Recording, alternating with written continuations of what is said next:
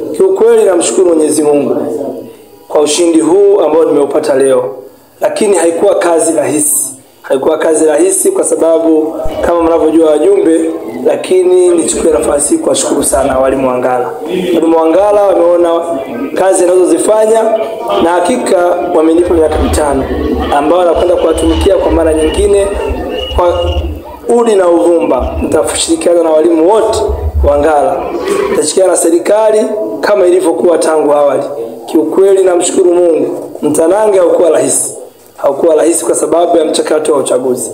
Kiukweli changamoto nilipata ilikuwa kuhusu gari ambalo makubaliano yalikuwa ni miaka 2.5, lakini kwa sababu tulikuwa na haraka tulitakukopa. Lakini wajumbe tumewaelezea na wametuelewa.